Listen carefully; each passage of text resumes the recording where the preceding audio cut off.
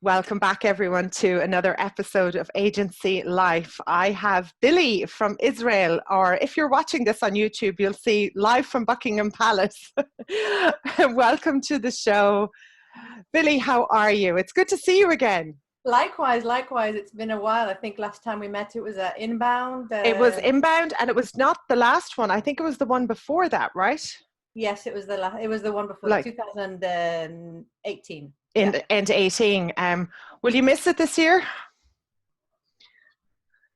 I've been questioning the value of Inbound, and which is why I didn't go last year, by the way. Yeah. So not really, and I'm looking forward to seeing it online, but I'm not missing the sessions, and I think that nowadays anyway we get everything online. So right, it's been a really interesting transition. How, Billy, did you end up in this crazy world of agency, the roller coaster that is agency life? I think like most of us, completely by accident. So I've been a tech marketer for 25 years, usually with startups of all stages, so like pre-funding, during funding, post-funding, post-round D, after they've merged, after they've been sort of like IPO'd, whatever. My roles have always been sort of like in strategy, in communications, a lot of events, a lot of PR. So a strong background in communications and strategy. So I'm not really explaining myself well. This is going to be edited, right? Yes, Yeah. we can do that. So let me start again. Sure, no problem. Yeah, I've been working like in the tech industry for 25 years. My roles have always been in B2B tech companies, whether they've been startups without money, startups with money, whether they've been merged companies that have gone for an IPO. I've lived in the UK, I've lived in Australia. I'm currently in Israel, despite the background. This is not really my home. I love roles, yeah, my roles have always been in strategy, in communications, in content, social media, a lot of sort of like planning and what does the company need to do next in order to achieve its goals. Right. And then you met Amit one day. So before I met Amit, before I met my business partner Amit, I was a CMO replacement. So basically I worked for 3 years on 3 or 4 different clients and building their marketing teams and doing whatever it is that they needed to do. And then I got to meet Amit because I was looking for somebody to help me with a PPC. And the rest is history. We started bitching about the same things. And we had the same views about marketing and the same views about where we saw the industry was going. I'd just come back from the UK where the agency industry was very, very strong. And in Israel, it was really in its infancy. Right. We just saw a really big opportunity to get an agency up and running and to see where we take it. Yeah. What year was that when you went back from the UK to Israel? It was 2013 when we sort of started talking. 2014, we actually established Marketing Envy. So, we're only talking about 6 years ago, and the changes that have happened in the industry in Israel in 6 years are just unbelievable. Phenomenal. It's just such an absolute hotbed of startups. And tell us about the companies that you work with as a result of that. It's like a perfect storm with the timing. Yeah, totally. So most of our clients, they're all tech companies. They're all B2B tech companies. Most of them are startups but funded startups. So companies that already know that they need to invest a lot of money in their marketing and they're taking it very seriously. We're usually an extension of a marketing team. So they usually have between 1 to 5 people already in their marketing. But we provide them with inbound services. We provide them with PPC, online marketing. We provide them with SEO. And we do a lot of HubSpot deployment and operations work. So we really are an extension of their existing marketing team. Right. And did you, when you started working with Amit, did he have had he been aware of HubSpot already, or did you join and then you found it? Because 2013 is when they opened, 2012, 2013 is when they opened in EMEA. It was actually at the same time I joined, and then we started to expand out into the region.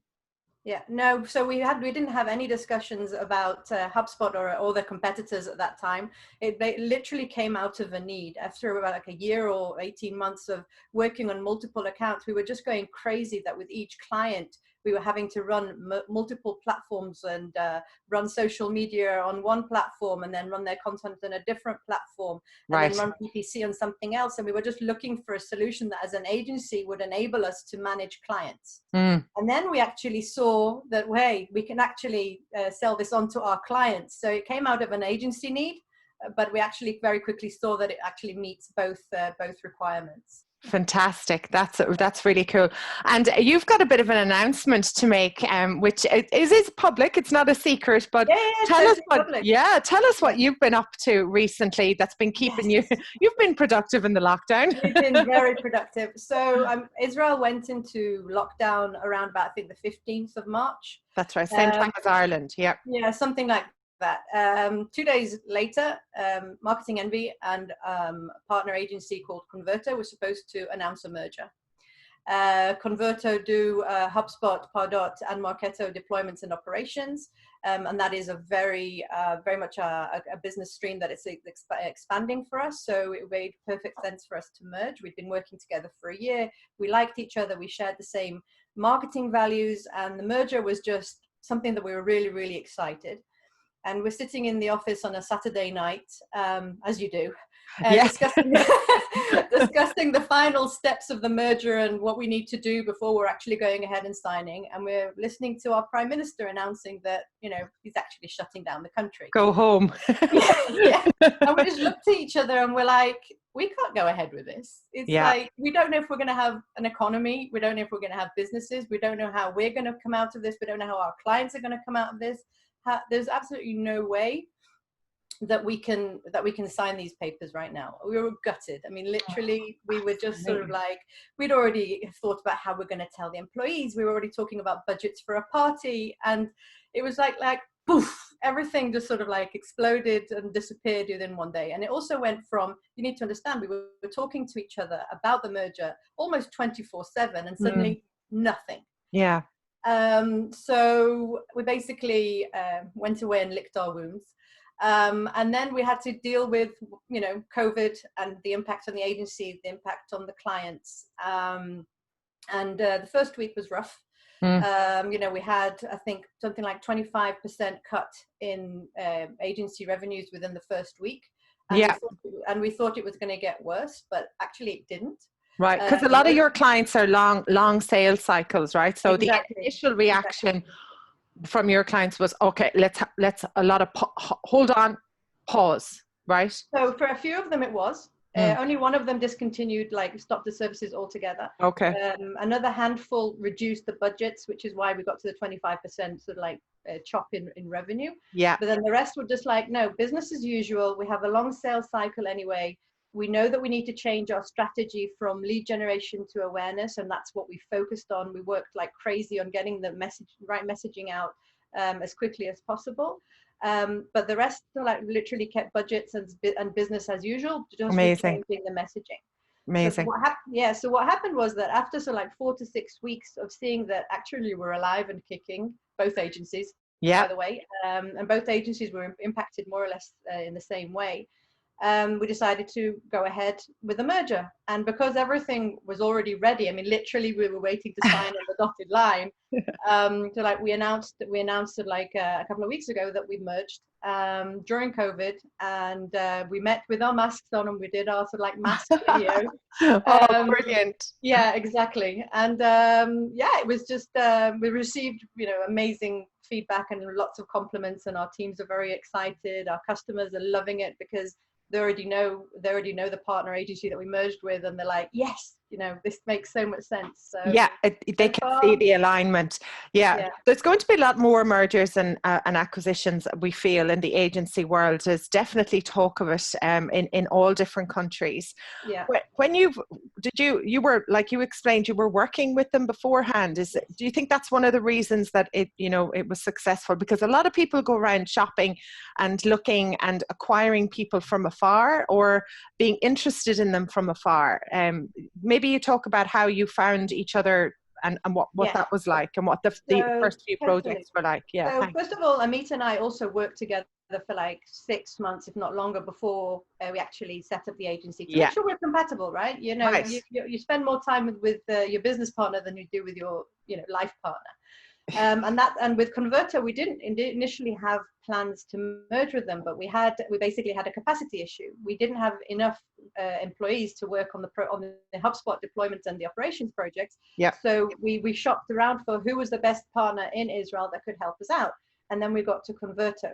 And we share the same, the same level standard of work, the same passion for the marketing and to do a job well or not do it at all. So it was, and Idan, the founder of Converto, is just a sweetheart, and we just enjoy, the three of us enjoy hanging out together. Cool.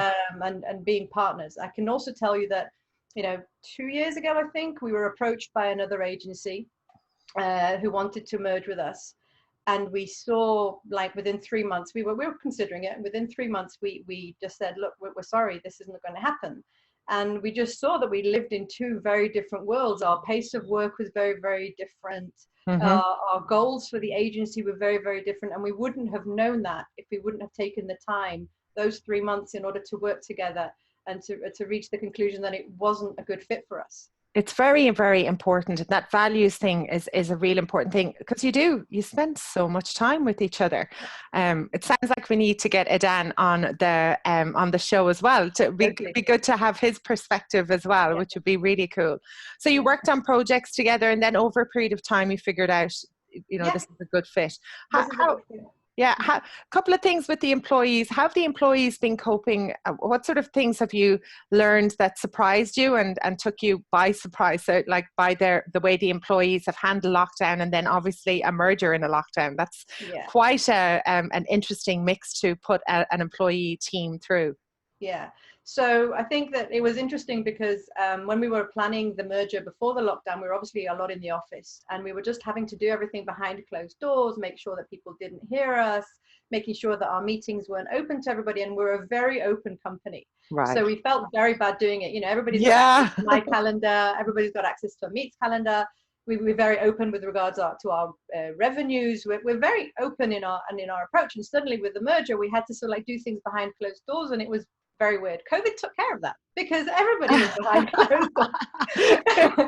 Oh goodness! So that was every cloud, huh, Billy? Every cloud. Amazing. So I think on the employee front, so there are different things. So obviously the first couple of weeks, everybody was finding working from home really tough. It was a matter of literally, we sent home to the employees' homes, we sent them screens, we sent them chairs.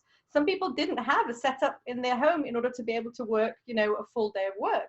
Some of them were sitting on their beds and like keying, and we were like, no. So we literally paid for taxis to take equipment to our employees' homes. Yeah. So that was number one. So the first couple of weeks we were all finding it very difficult. Since then, I mean, if beforehand I was always insisting on people coming to the office, now I know that going forward, we're going to have a far more flexible structure, because a lot of the employees are enjoying the flexibility of working from home. All of them have expressed the fact that they want a combination of home and office. So again, it's done real wonders for our agency. We were also, I mean, this is another thing, that crazy thing was when we knew we were merging, we started begging literally our landlord in the office to give us extra space.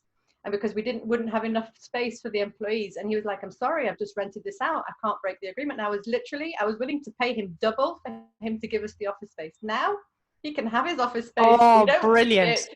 There's another. Exactly. Go COVID. This is the positive COVID. Exactly. So many things just sort of like clicked in. But the other thing that we were very worried about, obviously, is telling the employees and how, they would fear for their jobs, or some of them wouldn't want to work for a bigger agency, or, because they liked the smaller agency appeal. Right. And so far, everybody's been amazing. We're very much bringing the seniors, we've got 4 seniors, and they're very much involved in how we're going to build the new company structure, what it's going to look like, where they see themselves. We're doing management training. Once we get the org structure settled, we're going to invest in management training as well for them, to make sure that they're all more or less on the same level. It's never going to be completely on the same level because they all have different strengths, but that we're all doing some stuff on it as a unified front in the agency. Because we don't want anybody to go home. We merged because we don't have enough capacity, and because Idan has groomed an amazing team, and we want them all to stay. So that's really important for us. Brilliant. So where are you at now in the lockdown? You've been back in the office for a while, right? I think about 4 weeks we've been back in the office. We've still got a lot of limitations, and even if everybody wanted to turn up in the office, we couldn't have it. We're allowed to have like 7 or 8 people in the office at one time. Okay. And how are you managing that? Because there are some people now in the UK. Canada's been back a while, but the UK opening up, Ireland not so much yet. How did you rotate that? How did you make a plan for people coming into the office? We basically said whoever wants to come to the office is welcome to come to the office. They have to update our HR lady at least 24 hours in advance so that she knows who's coming in. Excellent. And therefore she can say, "Lo, I'm sorry, there are already 8 people in the office tomorrow. You can't come in." Right. That hasn't been a problem so far. And then we all have sort of like designated seating so that we're not sitting too close to each other. Lunchtime's a bummer, to be honest, because we want to have lunch together, and like we can have like maximum of 3 people sort of like in the space that we've got to have lunch together, and that's also to like shouting across the way at at the person you're having lunch with. But you know, worst things happen. So we also have to every morning have to sign a health declaration that you haven't got temperature and that you haven't been near anybody with COVID and but that's that's peanuts. I mean, fine. Oh, well, look, it's isn't it funny what we've been able to adapt to?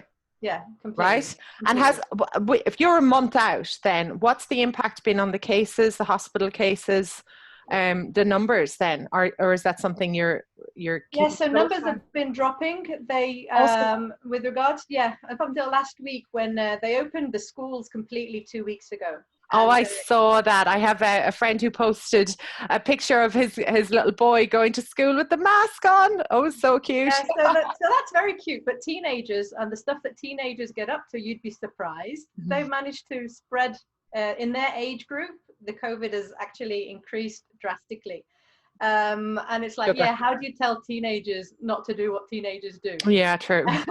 Especially when you've locked them up for 2 months. Exactly. I remember what it was like being a teenager. Exactly. So that's the current concern, that sort of like because there are certain areas where obviously there's a high density of population, like people living basically in a lot of the poor areas where there's a huge concentration of people, and that's where there are still pockets of issues. Yeah. Other than that, our stats are going down. So fingers crossed. Good news. Well, you're kind of like a crystal ball for our future there. So, and if our Prime Minister, I was telling you this before the show, who's a doctor, hears about the teenagers, well, he's not letting them go back to school. We've changed the way the Leaving Cert, the end of year exams have finished, and how they get into university. So hopefully we can avoid that.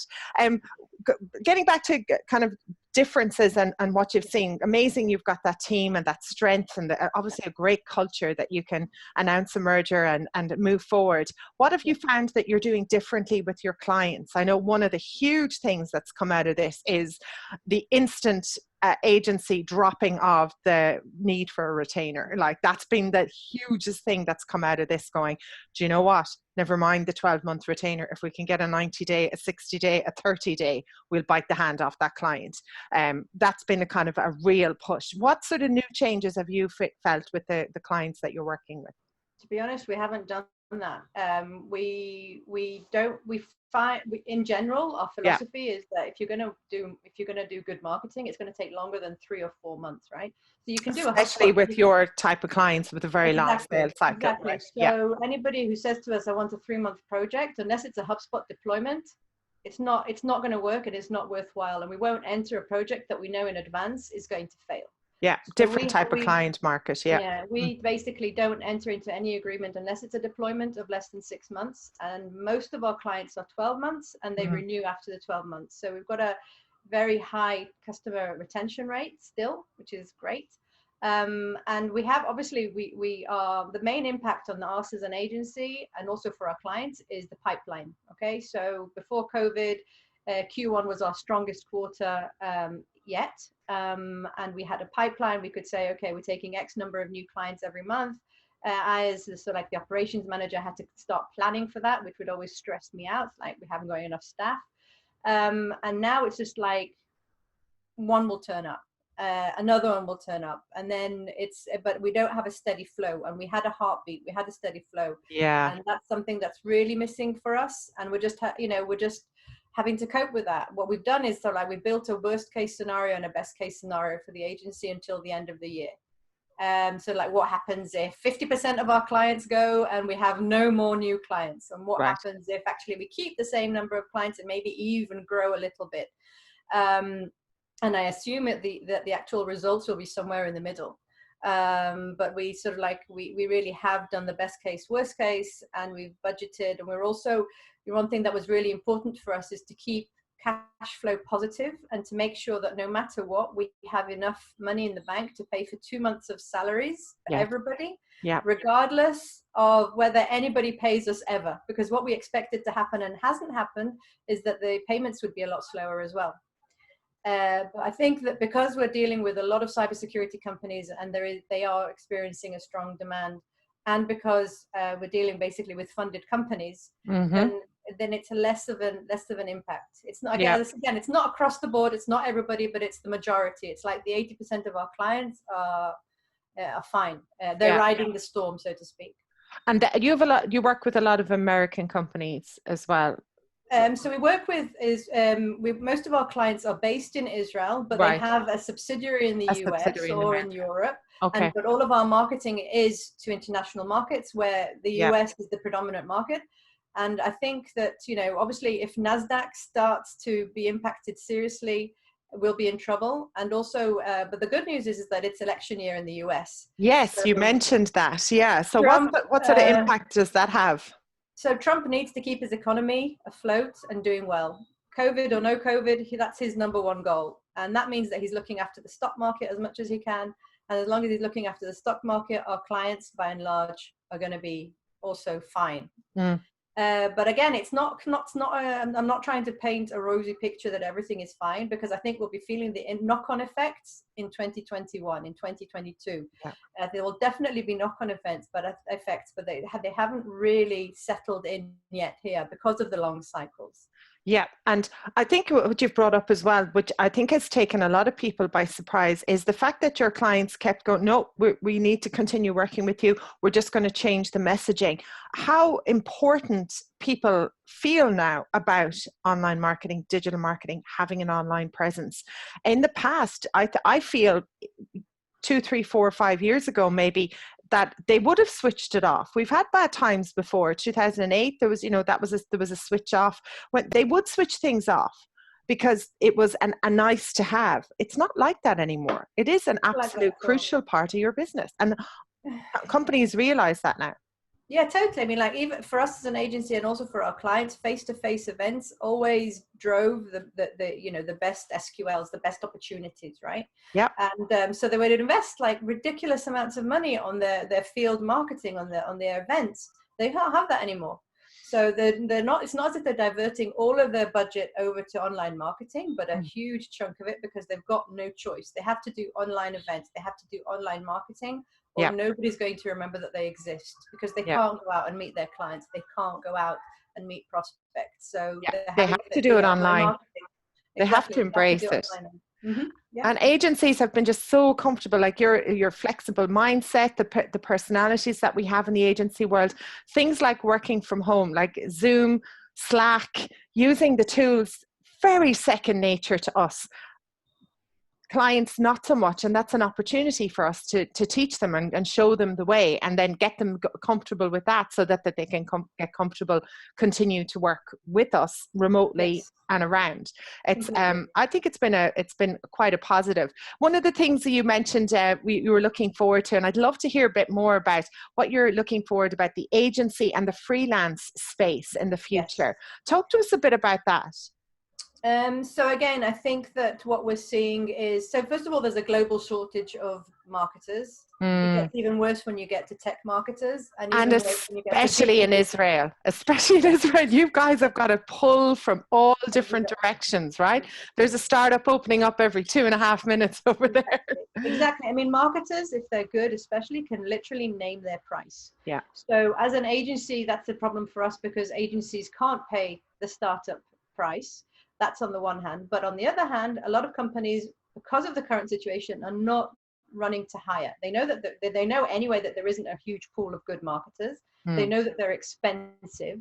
So they'd rather take on an agency or a freelancer to fill the gap. And it's a long-term gap. They're not looking at it as something that's going to be just for 3 months. They're saying, until we know that we are out of this, we would rather bring on an agency, because they also know that we can get up and running a lot more quickly. So if you think about it, if you're a CMO and you've got a very strong background in content and strategy, you're going to need somebody who's very strong on online marketing, paid campaigns, SEO to complement your work. So what are you going to do? Are you going to hire somebody in-house and then teach them what you don't know how to do? Or are you going to bring in experts?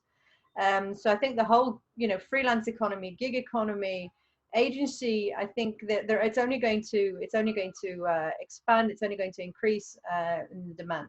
Yeah, I've seen that with you will remember Empol working in South Africa, and they did a lot of white label for agencies. And now it's also, we've got On the Bench, was the freelancer side of that side of things. So it is definitely opening up, and there's a lot more acceptance to the fact of bringing a pop-up CMO, a pop-up marketing agency. Like you said, there's not the onboarding, the training, and the culture of bringing in a new employee to train them in something that you don't know. Why would you wheel in the experts? That's what I'm noticing all across every conversation I've had over the last few months has been, apart from the initial health shock and we're working from home, just a massive upside for agencies who put themselves in the right position. I'm really pleased to hear that. I was wondering how it's going across the pond. So I'm really happy that. It is. Now, the thing you're not hearing a lot about it, because agencies, they're just kind of, and they're struggling. They're talking to me individually, but they're kind of going, I don't feel like sharing this information online, because they're afraid, they're afraid that another agency isn't doing so well. And some agencies who were super niche in a particular niche in a particular country, if it was the wrong niche, they got impacted. If it was hospitality or if it was travel, they've had a right wallop. So a lot of agencies are kind of squirreling away behind the scenes, but most of them are about 30% up. And I speak to, at least, 10, maybe 15 a week on average. So that is good to know. Really good news. Yeah. What else are you looking forward to now that we're kind of coming towards a new way of being? What else are you looking forward to in the agency and opportunities for your team and for your clients? So, I mean, we are working with additional technologies, not just HubSpot. So I'm very interested to see where that's going to take us. We're also like entering into new markets. Up until now, our agency has been mostly not by choice. It's just like over 50% of our clients are cybersecurity clients. Yes. So obviously we're going to be taking the agency in different directions with regards to verticals. So we're looking forward to basically getting that done, because it's been something that's been on our to-do list for a long time, to actually focus on our marketing, on not only on cybersecurity. Right. And what else am I looking forward to? A life. What are you looking forward to personally most? Going out for dinner? Having a social life would be good. Although I must say that having the gym back has taken care of that. I'm looking forward to having a holiday, and I think that unless I actually get on a plane, I don't feel like I'm having a holiday. Unfortunately, Israel is very small. Yes. So, yes, you can go away in Israel, but I don't feel it's the same. But I think having a break, I'm dying for a break. So that's what I'm on the personal front really looking forward to. I'm looking forward to having time with, everybody says to me that they've had so much quality time with their family over COVID, and I'm like, who? How? When did you have a chance? So it's just like, for me, it was juggling still work and life, and even at a more hectic pace than beforehand. Well, a lot at stake, and agency owners are like, that's what I work with all the time. And I'm a reformed one, so I know it's you're faced with a challenge. You embrace the challenge. You go, oh, I've got my business. I've got this team of people. You go into overdrive. You kick into it, and you see the opportunities, and you do work nonstop to do that. How did you balance things at home? Kids, family, how was the whole balance done? How were you able to work all the hours you could? So the first couple of weeks, both my partner and I basically we're working full time, and we basically just did timeshare with the kids. And then I don't know if fortunately or unfortunately, my partner was sent on furlough, unpaid leave. Then he became full-time dad, which also meant homeschooling for my 7-year-old. whilst, the 2-year-old was painting walls and stuff like that. And literally, and you're like, surrender, pick your battles, paint exactly. away. Exactly. And I was basically upstairs in the home office, sort of like trying to ignore everything that was going on downstairs. But I don't know what would have happened if we were both trying to work full time. Yeah. I don't know that Amit and his family, they were balancing that out, and it was just tough.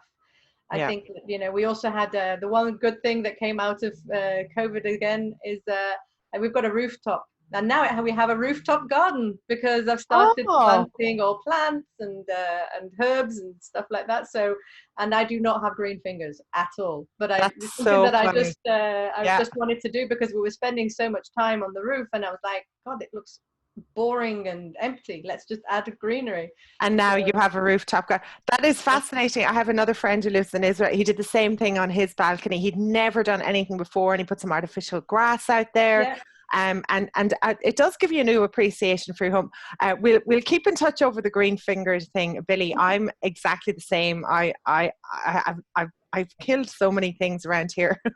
Just like, I killed a bonsai tree once. I don't know how I did that. I can kill a cactus. Oh, literally. Good woman. Oh, well done. I can literally just I'm like, it can't be that he only needs water once a month. Surely not. Surely no. No, let's keep going. It's a bit thirsty. Oh, I know. It's like, no, exactly. I'm doing that. But my brother-in-law, he went to the garden centre the other day and he came back with too many tomato plants. And so I have 2 tomato plants sitting in the front porch there, and it's like a little sunroom. And I'm going to see if I can keep them alive. Yeah, good luck. Keep me posted on that.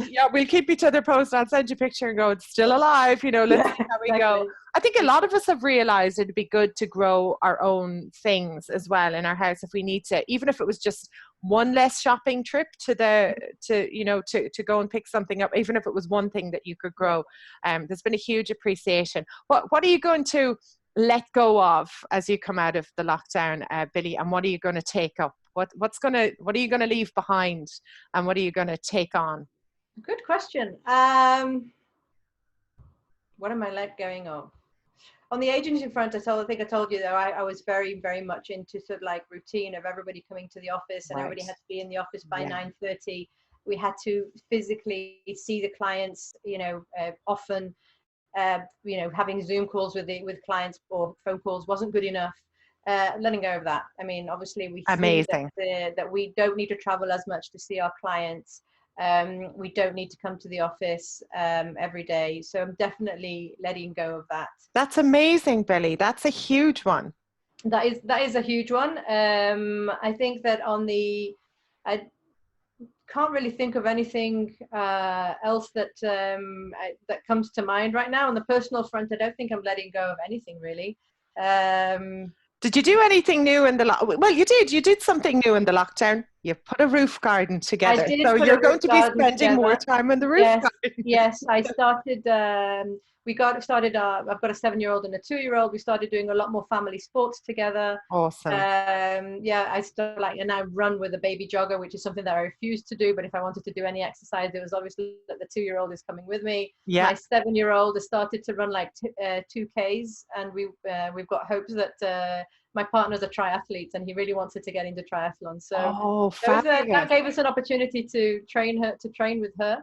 There you go. Yeah, exactly. And we also, I don't know if you heard about it, but there's the Passover holiday in Israel where everybody gets around, and basically what happens is that you spend at least an hour in traffic to go to somebody's house, one of your relatives, 30 people in a room, a lot of noise. It's fun.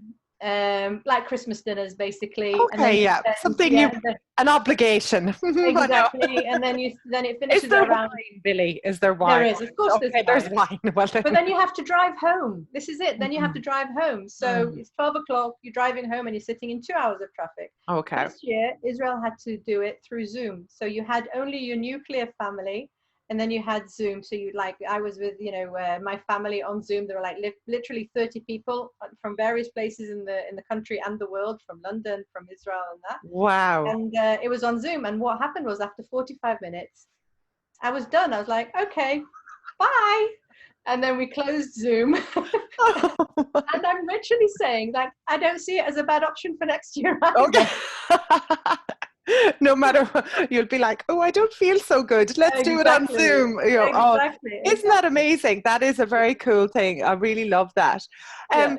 Billy, this has been an incredible chat. I've really, really enjoyed, and I'm excited for you and so unbelievably impressed with what you've been able to achieve and excited for the merger. We'll definitely get Edan on, as I'd love to, because we can follow it up like a bit of a sandwich to go talk about what's been happening. I hope he says good things about me like I said about him, but I'll get talking beforehand. We'll send him a going now, just so you know. We'll set the scene, and he can pick whatever palace around the world he wants to have the show from. As we wrap up here, have you got any insights and advice for agencies, as some of them are not in such a positive sort of frame of mind, or maybe they're a bit struggling? Have you got any sort of tips or advice that you would think, what should they focus on, especially as you are a little bit more in the future, if you like? Anything from a team side or a client side or anything like that? So again, we at the beginning of COVID, we also consulted. We've got an advisor that's been, advising the agency for years since its infancy at different, stages with different needs. And one thing that he said to us is, like, make sure that there isn't 1 month where you go into an overdraft or your cash flow negative. Not one. He said, as an agency, you're selling services, and you're not selling a product that you can just rely on selling more of those products next month. So he said, so first of all, do not allow yourself to go into being cash flow negative at all, ever. Just make the cuts. We were brutal with cost cutting. Everything that wasn't absolutely essential was just cut out, and it's without a date for coming back. It will come back whenever. Got it. Whenever we feel that the time is right. We haven't said, oh, we'll just cut it for the next 3 months. Got it. And as I said, I think that in order to keep sane, you have to plan for a best case and a worst case scenario, because then at least you know what's the worst that can happen, and what steps you would take if the worst case actually did happen. If you need to fire people, if you need to send them on unpaid leave, if you need to reduce salaries, if you need to do whatever. But also what we did was we looked at our clients and we said, okay, which clients, even during COVID, are just not profitable for us to be working with. It's a hard one. It's a hard time to let go of clients when you don't know when the next one is going to come in. But at the end of the day, you're not really making money on them, right? So it's having the courage to literally be very, very brutal with your business and to address it as a crisis situation. That you will get out of, but you have to be, very vigilant in making sure that the cash is there to pay salaries and everything else that you need to pay. And that's what we've been doing, and that's so far to work for us. Again, I don't want to paint a picture that it's all roses. Of course not. But we are faring it fairly well because of the stuff that we've been doing. In the years of work and the years of it, like you said. And I think, I want to just remind everyone as well, most of the people I work with and talk to and who listen to the show, we've got Americans who've had, some of them are able to get government assistance. They were able to get payroll. UK, loans available, the 50K loans, Billy, 50K in 36 hours, no questions asked. It was like, boom, boom, a couple with reasonable interest rates. Yeah, pretty low and not, pretty for long, for 36 months and forgiving. And if anyone's listening from the UK, go back to the episode with Peter from the WOW company. He talks about that. And what he was saying was just use it for the benefit of having, you don't touch it, but you have that cash flow. And you can, I feel as well, that gives you a level of confidence that you can sleep at night. You are then a better performer. You're not sending that energy of shakiness through your company that you're worried about payroll, which then gives you better confidence. So I think it's all in all, it's a good thing to do. For you're responsible for these people, Billy, people kind of forget that or you're the agency owner, you're responsible for these people, and that weighs on certain levels at certain times in certain things. It can be exciting, but it can also be the thing that keeps you awake at night. So great advice about the cost cutting and about the cash flow. Also about the employees is a very good point as well. It's like we didn't have to send anybody on unpaid leave, or we didn't need to do any employee cuts because we were short staffed to begin with. But we were very transparent with the status of the business. Our employees knew exactly who was cutting budgets. They knew what we were concerned with. They knew where we'd cut costs. They were very much involved in sort of like what we were going through. And we didn't try to say, hey, everything's fine. You don't need to worry about anything. We were like, look, we have concerns, and they all know that we've got pipeline issues. And they're handling it like adults. But because we are keeping them, they know that they can rely on us to keep them up to date on changes in the agency. Yeah, there's no point hiding that, there isn't, and now you wouldn't, I think that transparency is a great thing, but also delivering it in a way that's measured. If it's a day that you're particularly stressed, just try and get yourself together, delivering it in a way where you can just maybe park the emotions for a while. That's another thing as well, because as much as they want to be transparent, you don't want to scare them either. I actually made a presentation. I made a full-on presentation of where we were before, where we are now, what we've been doing, so that it's literally, they amazing. Can see it. They're not just listening to it, they're actually seeing. Yeah, reassuring them. I invested in that a lot of time in to get the messaging right, because they're our shareholders at the end of the day. They are our greatest asset. Without them, we don't have a business. And if they don't believe that their management team, have got their act together, then, they're going to be worried. Brilliant. And it's still marketing, it's marketing envy with... Yeah. Brilliant. Converto is basically the Converto came in under, and yes. And it's marketing envy going forward. Oh, brilliant. Billy, an absolute pleasure to have you on the show. Thank you for inviting. No, it's so cool. Future is so bright. You got to wear shades, and I look forward to, well, someday. It has been on my calendar for a while. This year I was kind of like, oh, how do I get down to Israel? I got to get down. Been here? No, I know. What? And all the years, I know. It's just never been That's a place. Definitely one that you need to deal with in 2021. Yeah, exactly. And I flew over there. I was down in South Africa for 3 months, and then flew back up. And so definitely on the cards. And when I do that, we will definitely hang out. So thank you so much for being on the show. Thank you. It's been great. Thank you very much.